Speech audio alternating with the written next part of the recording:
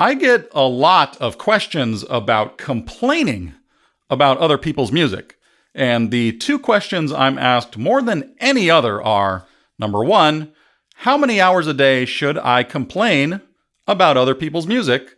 And two, will that make my own music better? So I will finally answer those questions in this week's Motivational Creative Career Motivation of the Week. Here we go.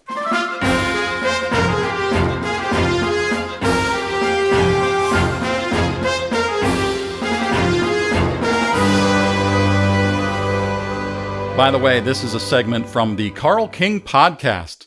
If you enjoy this video, remember to like and subscribe and send us burritos. In this week's Motivational Creative Career Motivation of the Week, I'll share my thoughts on complaining about other people's music and why we should stop.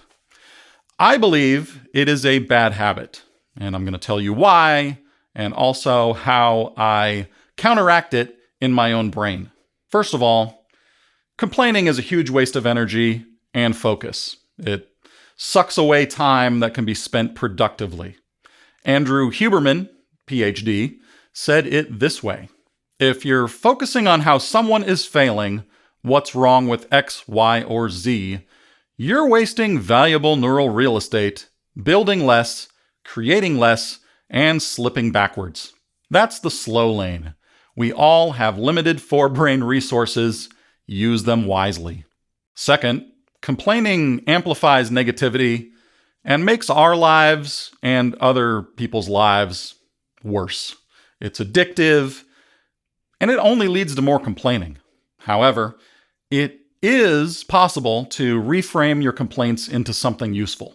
If you don't like a piece of music, you can create a detailed analysis and determine what specific changes you would make to it.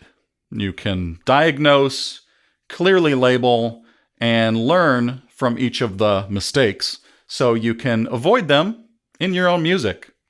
To test your ideas, you could take it a step further and rework the whole song on your own.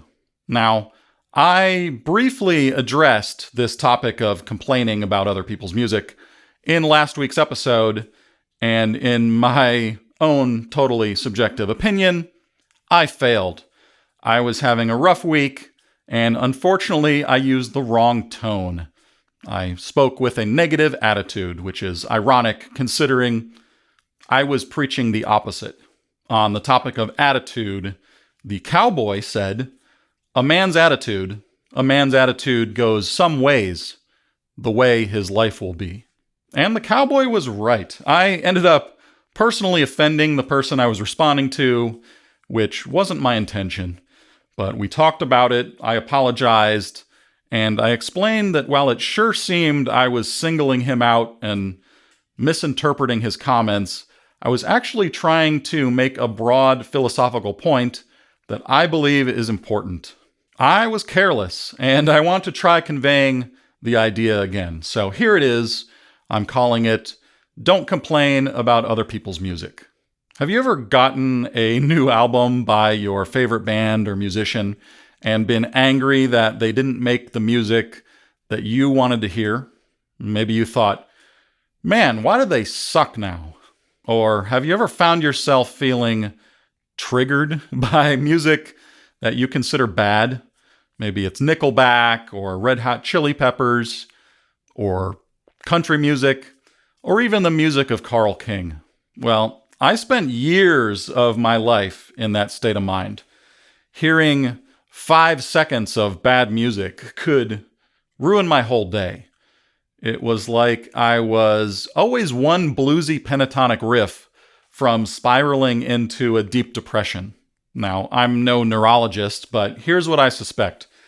When we're teenagers and get serious about listening to music, our brains are still developing, and we don't just listen to music and like it. We use it for the important process of forming our identities.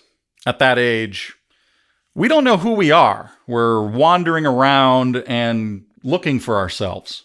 And then one day we stumble upon that special music and we think, oh my God, this music is me. I found me, and we see aspects of ourselves in it. It might express things we feel like anger or alienation or humor or complexity. But we're kind of projecting aspects of our own personalities onto the music, finding meaning that might not actually be there. And at that age, picking a favorite band is an easy way to define ourselves. Our favorite music can feel like our own personal flags or national anthems. At the same time, we identify other music as the anti-me, as in, I don't like it and it's bad, period. Anyone who likes it is wrong, and they are my enemy because they are the opposite of my identity, and my identity must be protected at all costs. I think it's likely because we associate that music with specific people we don't like. And long after the memory of that person is gone, we still react negatively when hearing it. Now, taking all of this a step further, those artists who made the music that we do love and identify with, we feel an imaginary closeness to them, as if we know them personally. And they can feel significant and central to our lives, even more than our family or friends around us. And we even imitate them. We act like them and dress like them, and that can be especially powerful if we don't feel we fit in with a social group. We'll look up to the people in our favorite bands because maybe we feel they're able to say or do things that deep down we want to say or do. And we might even see them as superhero versions of us. Then years later, when we're adults, it feels like no other music will ever be as good as that music. We might wonder, why is all new music bad? But I'm pretty sure it's an illusion. And here's an example. My favorite album of all time is Steve Vai's Passion and Warfare. In high school, I'd carry the cassette around with me in my pocket as if it were my best friend. I'd read the credits and the lyrics over and over. And at the time, I was going through hell, but that tape was there with me. I listened to it every night through headphones when I went to bed. It was my escape to another world, and it will probably always be my favorite album. In my own totally subjective opinion, there's no music that's more exciting to listen to. And that album is such a big deal to me that I went crazy in an auction last year and bought Steve's original handwritten liner notes and a bunch of other materials from those recording sessions at the mothership. But here's the thing. I believe it is very likely, if I had never heard it back then and he put that exact album out today, it wouldn't have the same impact on me. It would probably be just another album. I'd definitely listen to it occasionally and enjoy it, like the rest of his albums, but it wouldn't be the idea in my mind that is Passion and Warfare, because at my current age, my brain isn't in that impressionable state of identity formation. But when I was a teenager, it seemed that every few months there was another band just blowing my mind. There was Faith No More, Mr. Bungle, Primus, Ween, No Means No, Rush, They Might Be Giants, Victims Family, Pantera, and even Negativland. And hearing them just once, my world was changed. Those artists opened up creative doors for me, showing me what was possible. So it was a rapid expansion that happened in the span of only 5 years. But I have heard so much music at this point that it's difficult for me to be surprised in that same way. And in addition to that loss of novelty as we age, I think that when an artist changes or stops making the kind of music we expect, it can feel like a profound betrayal. It's like they're saying, remember that special thing we had, you and me? Well, that's over, and I don't care about you. But to move forward, we've got to get over that. We've got to get our brain unstuck from that teenage reference point. So here are things that I tell myself. Number one, since humans seem to project meaning onto everything, music is highly subjective. So the music that I listened to as a teenager probably isn't objectively better than anything else. It is possible that when someone listens to what I hear as bad music, inside their brain, they are actually hearing good music equivalent to my favorite album. Number two, musicians are just people, like me, making whatever music they want to make.